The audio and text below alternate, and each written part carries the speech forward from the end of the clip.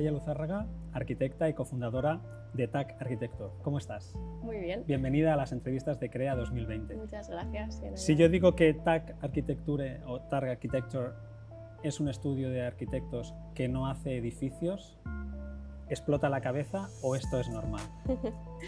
Es normal, nos lo suelen decir mucho para encasillarnos en si nuestra práctica va orientada a hacer edificios o no. Nosotros sí que nos definimos como estudio de arquitectura porque sí que realizamos espacios y nuestra misión es de realizar edificios. Uh-huh. Sí. Pero sí que es cierto que lo que podemos ver en vuestra web o lo que son vuestros proyectos en muchos casos están a medio camino entre la instalación, la escultura, incluso en algún momento algo performativo, cuando se ocupan esos espacios que en muchos casos son efímeros o que están colocados en la naturaleza. Vosotros construís espacios habitables y desde ese punto de vista, aunque no midan 75 metros de alto ni de ancho, sois arquitectos. Sí, somos arquitectos y de alguna manera investigamos o exploramos formas de hacer arquitectura en las que se incluyan pensamientos sobre ecología, feminismo, etcétera, y que a través de la arquitectura podamos mediar y generar sociedades pues más inclusivas, menos antropocéntricas, etcétera. Tenéis una frase en una entrevista que decís: la arquitectura se ha usado tradicionalmente como una herramienta muy potente de regulación de poderes. Debemos cambiar eso y convertirla en una herramienta de empoderamiento. ¿Empoderamiento de quién? Bueno, o sea, tradicionalmente en arquitectura y a nosotros en la escuela todavía se nos enseña a que la arquitectura tiene que tener unas determinadas condiciones, ¿no? Seguimos estudiando en la arquitectura pues un manifiesto que es de Adolf Loos, que se llama Ornamento y Delito, por el cual se nos instruye en que la arquitectura tiene que estar desprovista de ornamento, etcétera, ¿no? Y con una serie de leyes que básicamente están favoreciendo a una parte de la sociedad, ¿no? Tiene que tener unas características de alguna manera masculinas o relacionadas con trabajos que suelen ser desarrollados por hombres, no ornamentales que suelen ser desarrollados por mujeres, etcétera, etcétera, ¿no? Entonces, nosotros mediante la arquitectura creemos que pensamos que este tipo de pensamientos están de alguna manera favoreciendo o privilegiando a una parte de la sociedad que suele ser un hombre blanco heterosexual y a través de la arquitectura pensamos que se puede mediar y crear sociedades más igualitarias en las que se puede favorecer a sectores menos privilegiados como pueden ser las mujeres, otras etnias, otras especies, etcétera, ¿no? A través de trabajar con determinadas tecnologías, determinados materiales, determinadas técnicas. Toda vuestra producción, que como decimos son espacios habitables en los que, por ejemplo, la presencia del color, que es algo casi prohibido, ¿no? En la arquitectura los edificios son grises, o como mucho un poquito de hormigón de algún color y ya está. Toda vuestra producción, toda vuestra creatividad está impregnada de un discurso activista y político. ¿Es inseparable? Es que lo que nosotros pensamos y lo que ahora, bueno, no es que nosotros lo pensemos, sino que es así, no es que lo que nosotros hacemos está impregnado de un activismo político, sino que el que los edificios históricamente hayan sido también grises lo tienen, claro. También lo tiene, ¿no?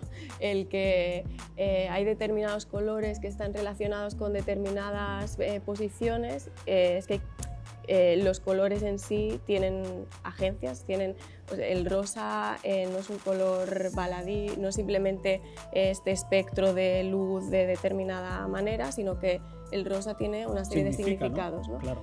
Y el gris tiene sus significados, ¿no? Entonces, no solamente nosotros, todo lo que hacemos tiene una implicación política, sino todo lo que hace todo el mundo tiene una implicación política. Entonces, el movimiento moderno, pues, en la arquitectura decidió que el color no se tenía que usar y nosotros pues lo usamos contraponiéndonos a este movimiento y usando los significados que ya tiene la sociedad, no estamos inventando nada nuevo. Pero es muy interesante esto que dices, si todo tiene significación política, pues nosotros también, ¿no? La producción de TAC Arquitectura va también. ¿Por qué os interesa tanto la naturaleza? Buena parte de vuestras obras se instalan o permanecen o se piensan para naturaleza, pero naturaleza, es decir, en cuevas, en prados, en caminos. ¿Por qué? ¿Qué os aporta esta desvinculación de la arquitectura y sacarla del entorno urbano y posicionarla así? Claro, estamos en esta época contemporánea en la que sí que es verdad que este binomio naturaleza-cultura, que es como una cosa que nos interesa muchísimo, está muy desdibujado, ¿no? Desde el momento en que ahora decimos que estamos en esta era geológica, que es el antropoceno, en la que ya el metabolismo de la Tierra está directamente influenciado, el clima, por nuestra acción, ya casi la naturaleza está desdibujada porque no existe un entorno natural en sí, ¿no? Entonces, la naturaleza y la cultura van siempre ligadas de la mano y no existe lo natural y lo artificial. Y nos gusta mucho indagar en este límite, de alguna manera, pues, demostrando que estamos en esta época contemporánea en que estos límites están desdibujados y por contraposición a cómo en la arquitectura siempre se ha tratado el tema de la naturaleza, en el que se ha utilizado de una manera pues, muy inocente, romántica, bucólica, ¿no? Para, pues, como ornamento, como paisaje, ¿no? Sí, paisaje, decoración, ¿no? En este caso nosotros pues, la usamos pues para intervenir sobre ella, para modificar en un proyecto que tenemos, que hicimos para Matadero, el Garden for Romantic Crossovers, pues trabajábamos de la mano con la naturaleza para crear espacios de sombra, pero de alguna manera la modificábamos a través de humidificadores, cambios de temperatura, cambios de luz, etc. Entonces, siempre tenemos como esta relación con la naturaleza en la que mediamos con ella y construimos a la vez con ella también.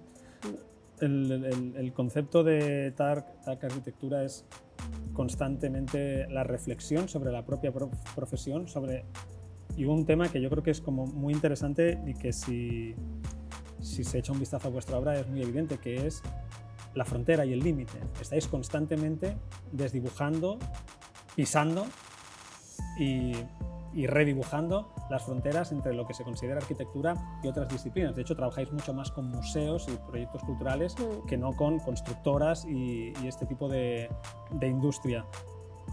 ¿Este es el camino de TAC? Esta reflexión, este romper barreras, que desde lo ortodoxo os miren raro, ¿es vuestro lugar propio? Claro, nosotros estamos... tenemos como 3 patas de actuación, que una es la práctica arquitectónica y luego estamos también muy metidos en la academia y también desarrollando nuestras tesis doctorales. Entonces sí que pensamos que de alguna manera tenemos que avanzar en investigación y cuestionarnos continuamente cómo tiene que ser la práctica de la arquitectura, ¿no? Y el tema de las fronteras es un tema que lo tratamos mucho en el tema de la academia y esto que decíamos de los binomios de naturaleza-cultura, ¿no? Como cada vez se desdibujan mucho las fronteras que antes las teníamos muy marcadas, ¿no? Entre lo que es un hombre y lo que es una mujer, o entre lo que es lo natural y lo que es lo artificial. Esas fronteras cada vez están más desdibujadas y es un camino que nos gusta mucho explorar, ¿no? Perfecto. Pues Mireia Luzárraga, cofundadora de TAC Arquitectura, muchísimas gracias por acompañarnos en las entrevistas de CREA 2020 y larga vida a Romper Fronteras. Gracias a ti. Gracias, Chema.